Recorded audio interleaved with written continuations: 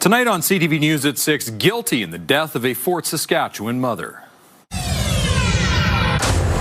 2 years to get to this, and it just still feels like it just happened. A man fleeing police soon to be sentenced for the crash that killed Cassandra Gartner. Infill back on the city council agenda. These are all really challenging, complicated questions. And provincial cash for Edmonton recreation. Our facilities are bursting at the seams. Looks like we're in for one more week of warm temperatures, as we should be above average right through to Friday.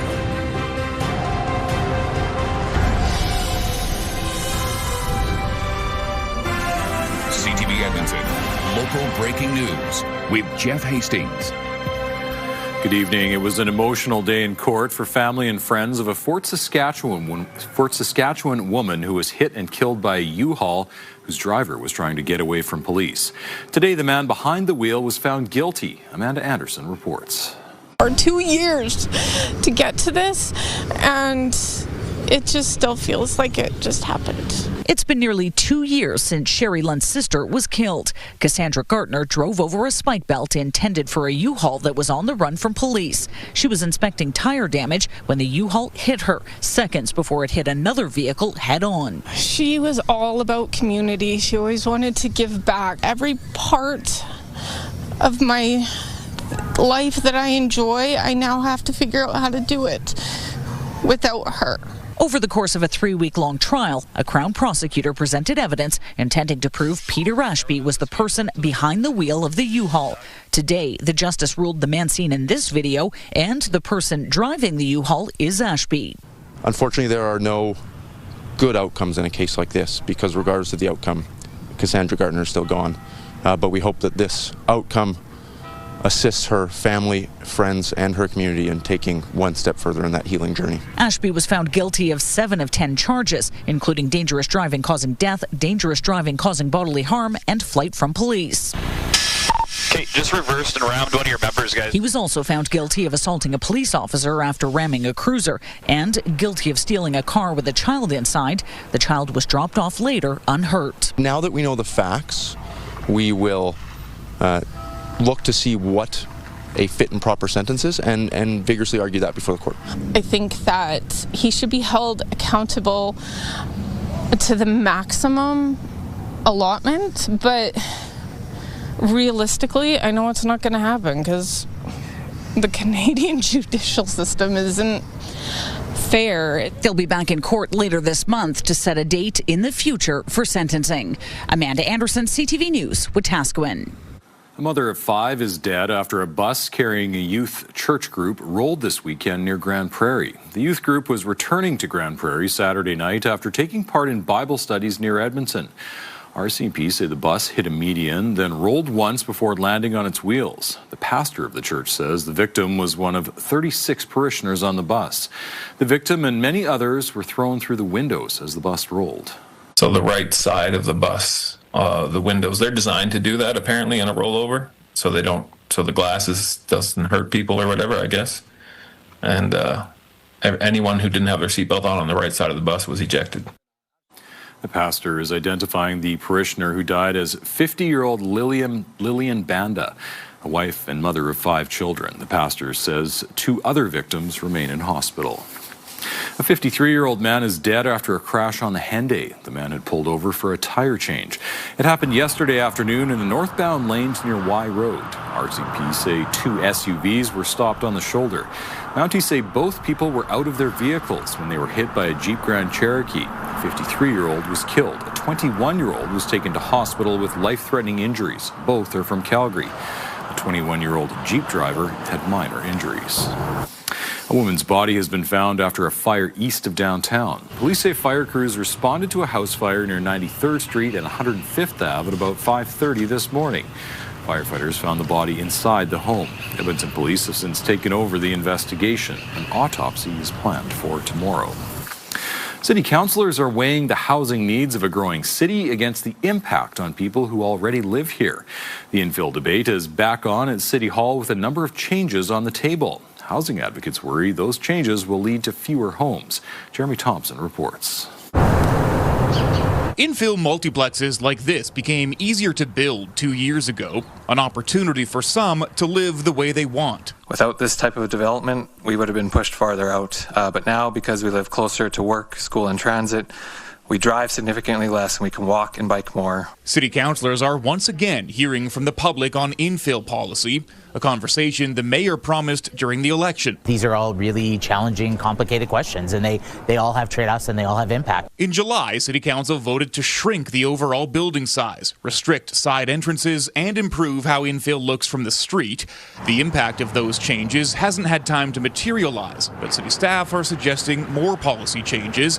They recommend restricting mid-rise projects to arterial roads on lots that are either close to transit or on a corner, and limiting projects inside neighborhoods to 3 stories with a maximum of 6 units unless they're on a corner. The changes that are proposed today would bring us fewer homes when we need more homes in the places that people want to live, and that is the complete wrong direction. Dozens of people registered to give councillors their 2 cents. A blunt unit cap, it doesn't change the size of the building, it changes the price of the units.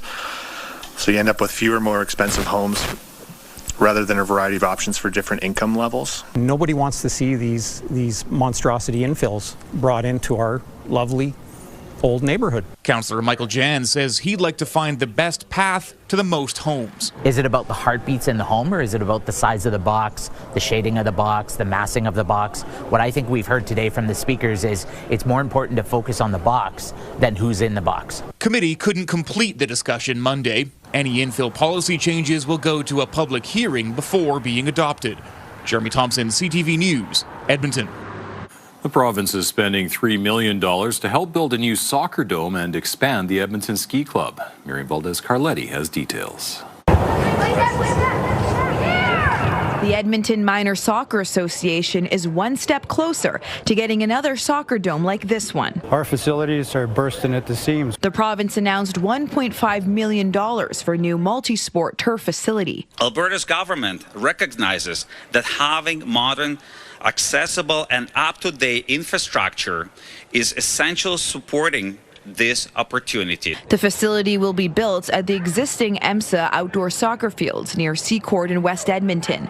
There are only 2 other indoor facilities with non-boarded fields in the city, not nearly enough for the up to 16,000 players wanting to hit the turf. It's always a scramble to try and get more fields. I think we do lose a lot of players because we don't have the facilities. The Edmonton Ski Club will also be getting $1.5 million to build a new modern lodge. It really is going to be a significant change to the hosting of our guests and then the servicing and doing all those other things we need to do for them as well. The ski club says the new lodge will offer more options for River Valley users. Once the snow isn't on site, what else can we do in that River Valley to host and entertain and give Edmontonians recreation options that do not include a pair of skis or a snowboard? The ski club plans to open the new lodge October 31st. While the Minor Soccer Association is grateful for the $1.5 million, it's not enough to get shovels in the ground. A build like this is going to be 10 million plus to do something like this. So it's a big undertaking. EMSA says without full funding, it's unclear when the facility will be built. Miriam Valdez-Carletti, CTV News, Edmonton. Nearly 1/3 of Albertans polled say they would either vote to leave or are leaning towards Alberta separating from the country. However, the majority of Albertans say they want to stay. Nerman Issa joins us now. Nerman, what do the people behind the Angus Reid poll have to say about the results? Well, Jeff, the Angus Reid Institute says there is an appetite for separation, but it's not as strong as some would believe. Angus Reid polled 979 Albertans through an online survey earlier this month. Now, 57% said they would vote to stay, with an additional 8% saying they would lean towards staying. Now, 8% said they would definitely leave, with 21% leaning towards leaving. Now, the survey company says those contemplating leaving could swing things either way, as their response may not be as forthcoming. And what we don't know about these folks is whether they're leaning, but they haven't locked in because they're too shy to say what they're really thinking, or because they're still really trying to make up their minds, or because they see legitimate grievance in the things that are upsetting Albertans, but they aren't sure that they want to take an action as drastic as leaving the country. The poll also asked about leadership approval. More than half, 54%, disapprove or strongly disapprove on how Premier Danielle Smith is handling separatism in Alberta. Meanwhile, about 44% of Canadians approve of Prime Minister Mark Carney's approach. Now, the nearly 1,000 Albertans surveyed are members of the Angus Reid Forum. Now, for comparison purposes only, a probability sample of this size would carry a margin of error of plus or minus 3 percentage points. So that's 19 times out of 20. Jeff. All right, thank you, Nairman. That's Nairman Issa live for us tonight.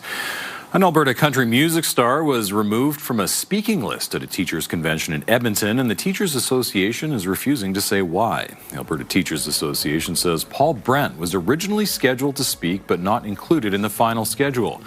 Brent, in a statement, says he speaks to all audiences about human trafficking through his course, Not in My City. The Premier says she is disappointed and that standing up for the victims of sex trafficking is a nonpartisan cause.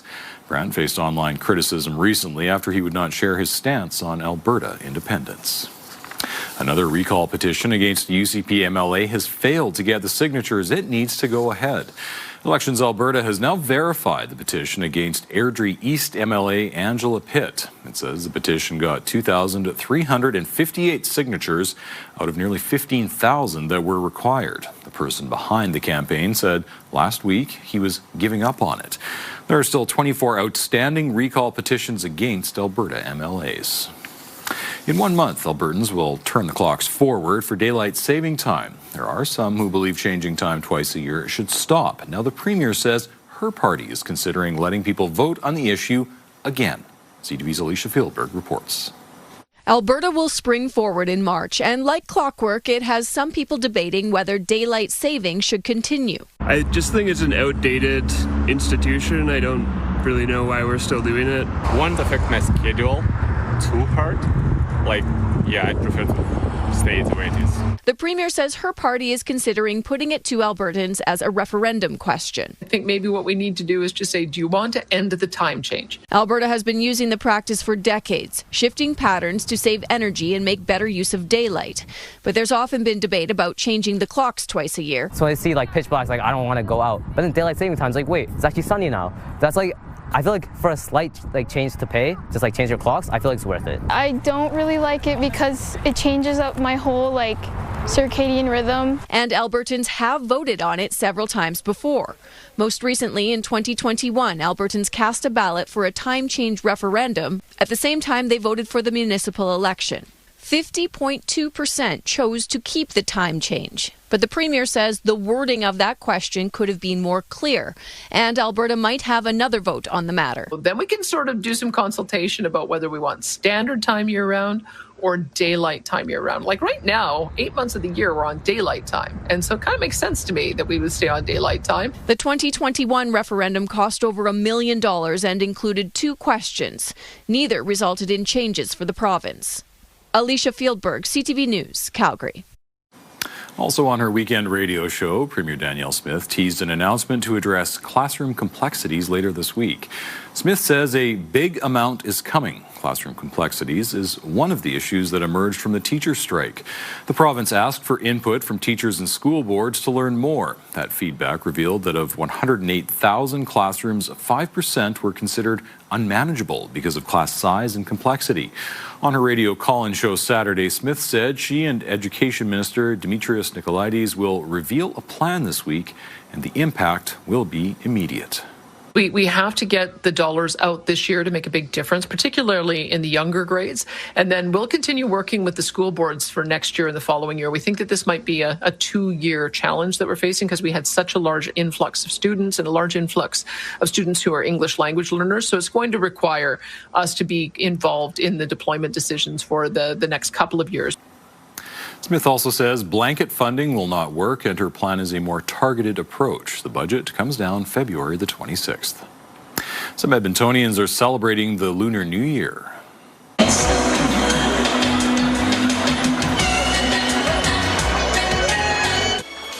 Edmonton Viettes Association held its Lunar New Year festival and concert over the weekend.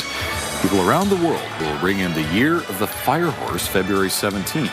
Festivities included dancing, singing, and storytelling celebrating Vietnamese culture. There's different qualities that go with it. It's going to be a bold year. It's going to be an energetic year. You're going to be encouraged to, take risks and be ambitious. And so each year there's a different animal and sort of these qualities that you try to embody as you ring in the new year. The next event will be at Kingsway Mall on Saturday. Lunar New Year begins February the 17th. All right, Josh, it is February. Today at lunch, I opened my window as I was driving around West Edmonton, and it felt great. It's not right. It's not normal. I mean, all of last week, you had temperatures way above zero. Through the weekend, you had some 7s and 8s. Today, again, got to 7 degrees for a daytime high, and there's more on the way. Changes are coming starting this weekend, but for the rest of the work week, well above average. -4, the average daytime high. We started the day at -6. We've slipped to 3 degrees downtown. We have a couple zeros on the board there, but light wind right across the Edmonton area. Lots of sunshine earlier today, but there are some clouds just off to the west of the city. Here's what it looks like outside right now with the CTV drone. It's brought to you by Century Casino. 3 great locations, Edmonton, St. Albert, and Century Mile. There you can see those clouds off on the horizon, rolling in from the west. I don't think we'll see any snow from those clouds, but it will get a little overcast through the mid to late evening hours. Those clouds by tomorrow morning should start to break once again. We'll see sunshine for most of the day. -2 mid-evening will drop to -6 tomorrow morning, so very similar to the temperatures we woke up to today, and about 5 or 6 for a daytime high tomorrow. Similar daytime highs Wednesday, Thursday, and Friday as the warm spell continues, but really since the beginning of the month we've been eyeballing sort of the week after Valentine's Day as the coming cool spell, and it looks like that is what's going to roll in. Temperatures back to around average by Monday, Tuesday of next week, and back closer to -10 for daytime highs by the middle of next week. Full 5 and 10-day forecast in a couple minutes. Thanks, Josh. Still ahead on CTV News at 6, remembering 3 junior hockey players. Part of me is honestly afraid to go home. We can feel him here. Hundreds packed the Stavely Arena for a benefit hockey game.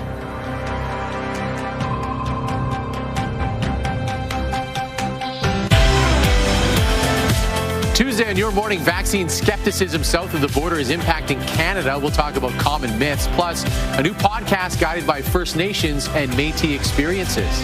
Your Morning Edmonton, weekdays. Programming brought to you by James H. Brown Injury Lawyers, the heavy hitters of injury law.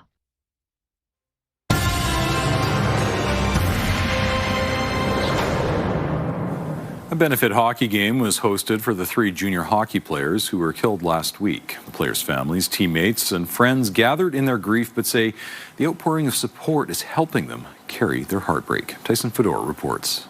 3 wooden crosses, the names of junior hockey players painted on them, stand together along Highway 2 near Stavely.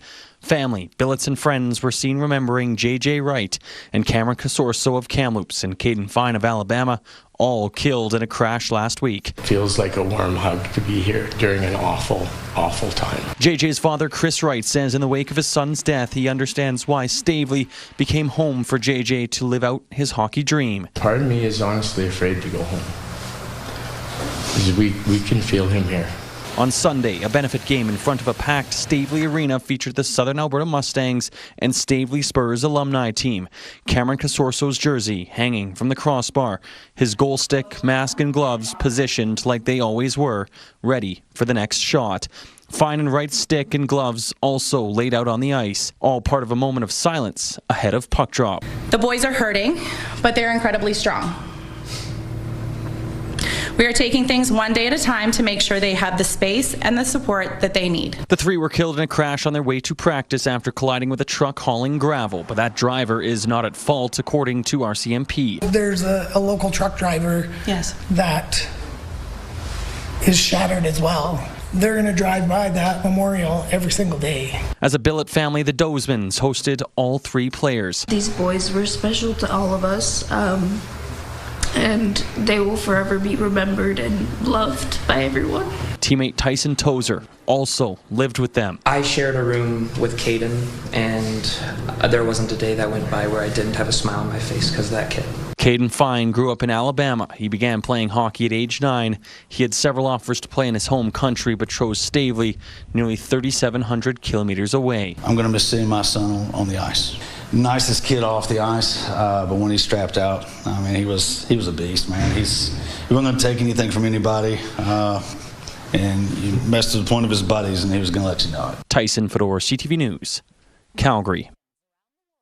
RCMP are asking drivers to slow down after officers clocked a vehicle going 178 kilometers an hour on the QE2. Mounties pulled the vehicle over yesterday north of Airdrie. RCMP say 2 children were in the back. They were not wearing seatbelts. The driver is scheduled to appear in court next month. Police say this type of driving behavior is dangerous and unacceptable. Coming up, highlights on day 3 of the Milan Cortina Olympics. And we do need to take pride in what we're good at. Because, if we don't, who's going to do it?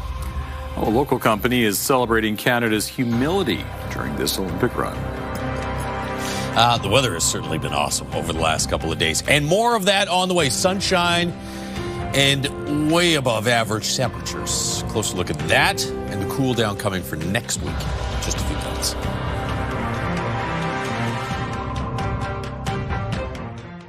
Programming brought to you by James H. Brown Injury Lawyers, the heavy hitters of injury law.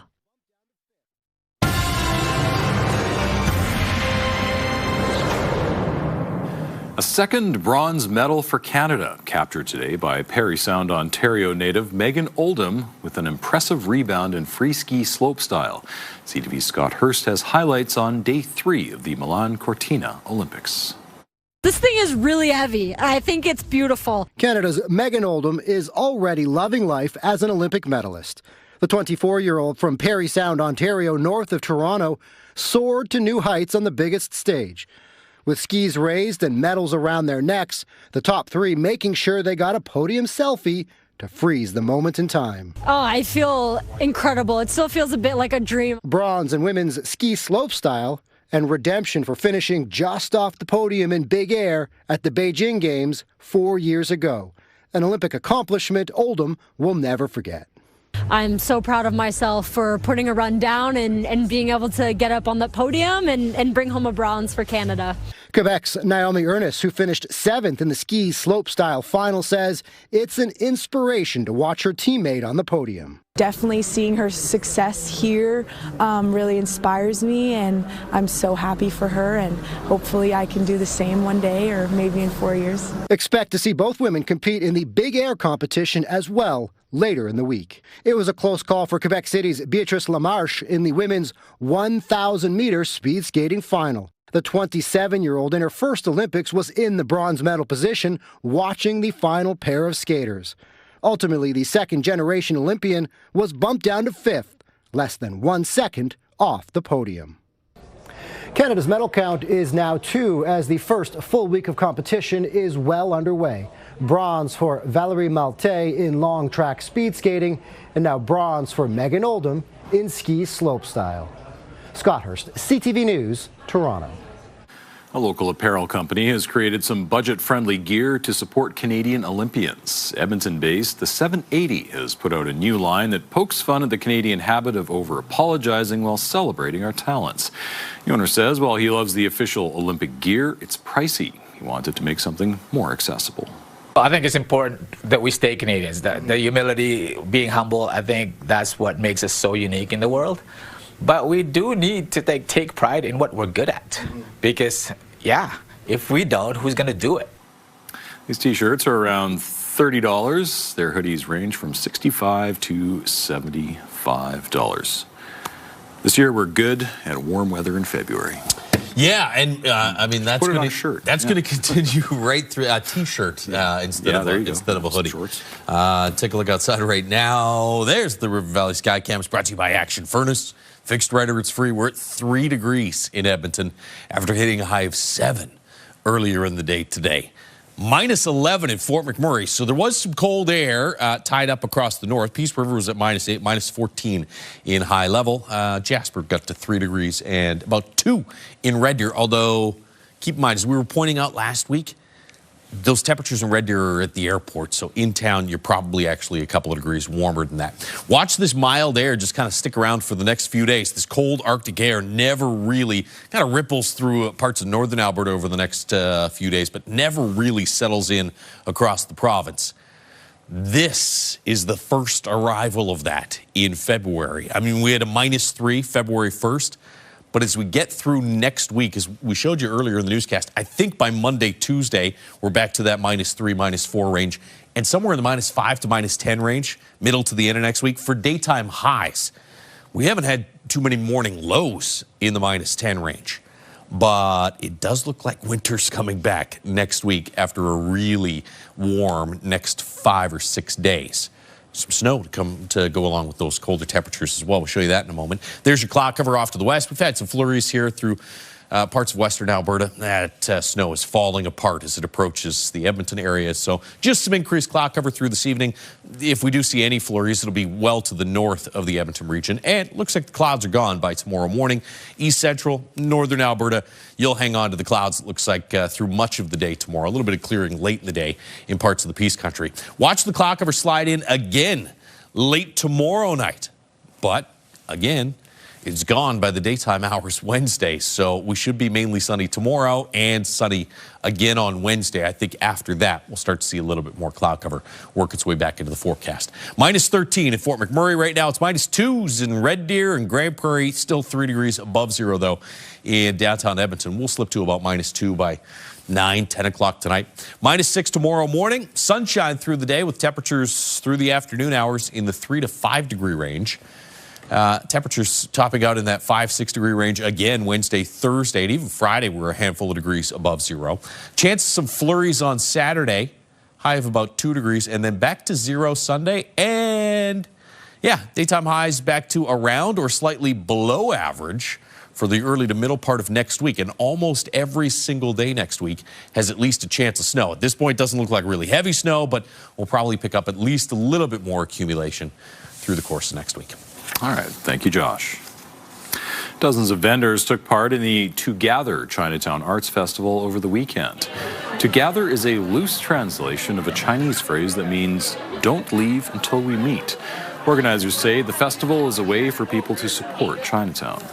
I just really wanted to bring it back to this core because there's so much history and so much importance here.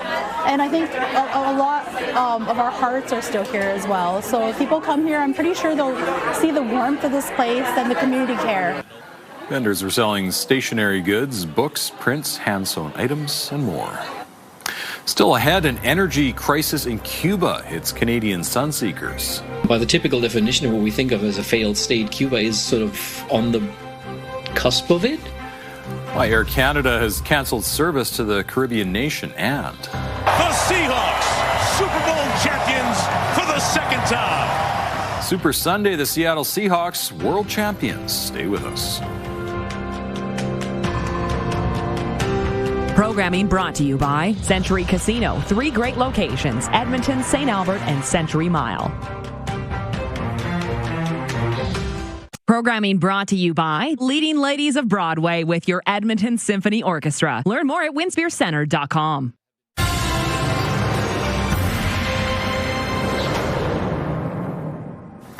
Air Canada has suspended services to Cuba, leaving thousands without a clear path off the Caribbean nation. As CTV's Heather Wright reports, a jet fuel shortage created by the American energy blockade of Venezuela is being blamed. Beginning Tuesday, jet fuel will no longer be available to international airlines in Cuba. The latest sign of the devastating impact the U.S. fuel blockade is having on the Caribbean nation. We came to Cuba knowing what to expect. There's some things you'll have every day, some things you won't. I mean, that's a norm for here. But what has been the norm is deteriorating quickly with widespread shortages of food, fuel, and medicine. Air Canada announced today it is suspending services to Cuba, focusing instead on repatriating the roughly 3,000 passengers who are still there. WestJet and Air Transat have not suspended service but have issued travel notices, allowing for free changes or cancellations. This all comes as Cuba experiences the worst economic crisis in nearly 70 years. We don't get to see how it truly affects the Cuban life on the island. For decades, Venezuela had been the primary source of oil for Cuba, a source that was cut off when the United States captured Venezuela's president in January. Then U.S. President Donald Trump said he would impose tariffs on any country that sells or provides oil to Cuba, further depleting its sources of fuel. Some experts say Cuba is on the brink. Well, the typical definition of what we think of as a failed state, Cuba is sort of on the cusp of it. The government has closed hotels in Veradero and is consolidating tourists to save on resources. Fuel sales are being limited while school and business hours have also been reduced. Cuba has said it is open to negotiating with the United States to end this oil blockade. Meanwhile, the government is warning its citizens to prepare for hard times beyond what they are experiencing now. Heather Wright, CTV News, Toronto. Denmark's foreign minister says the crisis over American threats to take over Greenland has not ended. CTV's Abigail Beeman reports from the capital of the autonomous Danish territory to learn what that means to the people who live there. The difference between Canada and our way of thinking is not so different. David Rogolds and his wife, Bibi Chemnitz, run this brand and store of the same name and launched what's become a popular T-shirt in the wake of Donald Trump's threats. Overall general feeling in Greenland is that we cannot be bought. Like many we spoke with in Nuuk, he is happy with the increased support of countries like Canada, newly opening a consulate. Even though our T-shirt says we're not for sale, we're open for business with everybody, like Canada, France, US. But we're not selling anything from off our country. They can buy fish, they can buy clothes, they can buy minerals if they buy license, but not the country. Here on the streets in Nuuk, many are reluctant to share their opinions about international relations. There's been an overwhelming amount of international attention here, and some think that's a good thing, with more people visiting and learning about Greenland.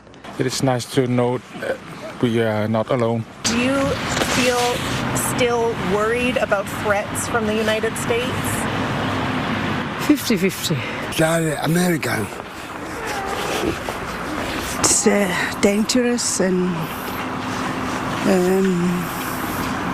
afraid for her, but I hope it still be good. Though there has been progress, say Greenland and Denmark's foreign ministers, it's still too early to know where talks with the U.S. administration will land in what they are still calling a crisis. Abigail Beeman, CTV News, Nuuk, Greenland. Lots of talk today about the halftime show at the Super Bowl with headliner Bad Bunny, his shout out to Canada, Donald Trump's negative reviews, and of course the Seattle Seahawks' victory over the New England Patriots. CTV's Andrew Johnson reports. It was a Super Bowl-sized eruption in Seattle when their team won it all. The Seahawks, Super Bowl champions for the second time. The Gatorade spilled after a game that was anything but splashy. The game wasn't very good. A common complaint when defense is the star on the field, as it was for the Seahawks in shutting down the New England Patriots. But there was no lack of excitement at halftime. Puerto Rican superstar Bad Bunny, with the help of Ricky Martin, Lady Gaga, and incredibly elaborate set pieces, turned the show into a celebration of multicultural America, including an actual legal wedding ceremony and a shout out to every country in the Americas, including our own. Bad Bunny, who's been critical of Donald Trump and ICE, ended his plea for unity with the message, the only thing more powerful than hate is love. The U.S. president did not love the performance, calling it terrible, one of the worst ever, and a slap in the face. In Seattle, none of that mattered. This is the best day of my life. We could've wished the best day. Amazing day. And in Vancouver as well, where the fans packed bars to cheer on their adopted home team. There are, in fact, thousands of Canadian Seahawks season ticket holders, the majority here in BC. And many will be crossing the border to celebrate in Seattle on Wednesday at the Super Bowl parade, where officials expect up to 1 million fans. Still ahead, freshly picked tulips. You need to have the passion, but without the passion, you can't do it. How a Central Alberta couple grows this crop year-round and what it took to see the business blossom. And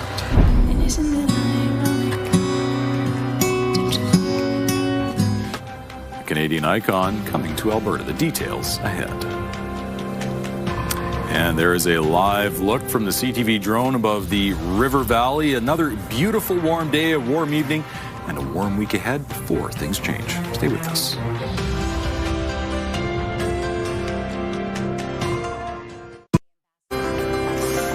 Looking at the markets, the Canadian dollar closed near 73 cents U.S. Oil was up 81 cents, closing at $64.36 U.S. a barrel today.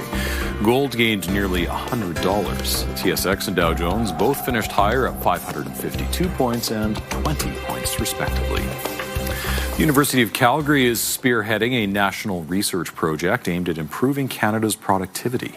Tax and trade policy, labor markets, innovation, adoption of new technologies like AI, infrastructure, and more, because productivity and the challenge that we face, especially in such an unpredictable and challenging world as we find ourselves in now, does require that broad, long-term perspective. The federal government is spending $6 million over 15 years to the Canada Productivity Initiative.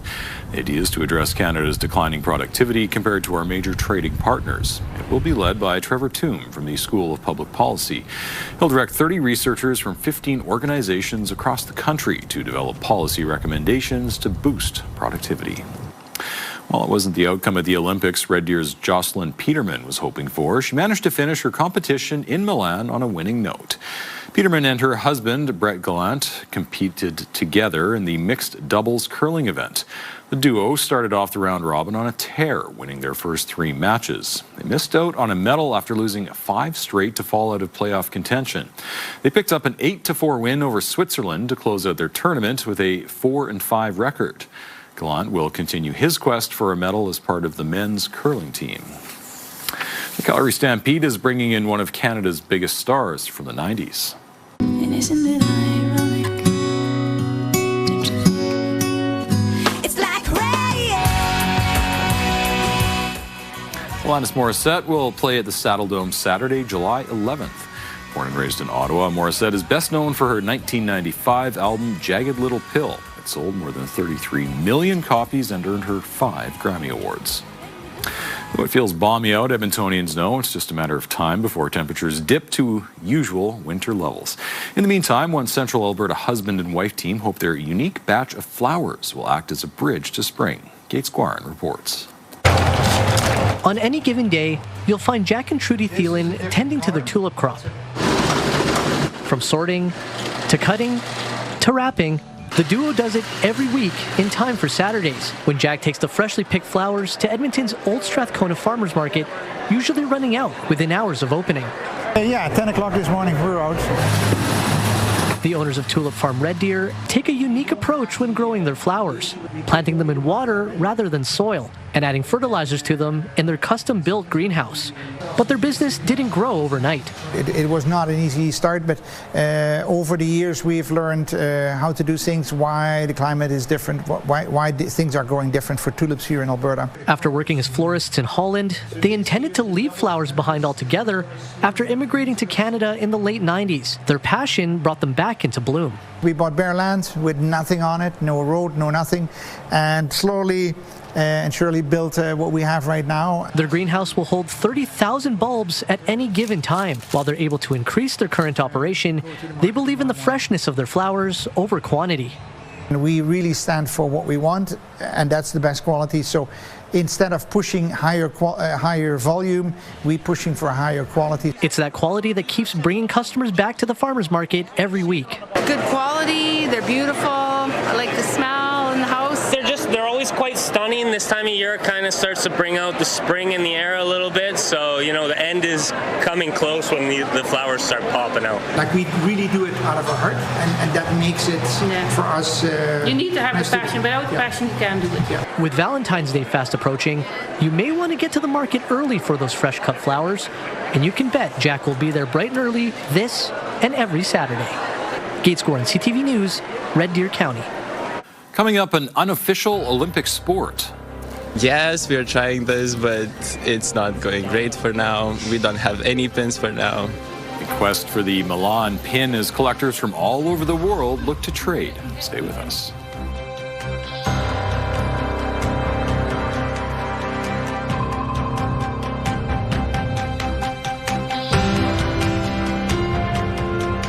We've got another great night of entertainment coming up right here on CTV, starting at 7 with E-Talk.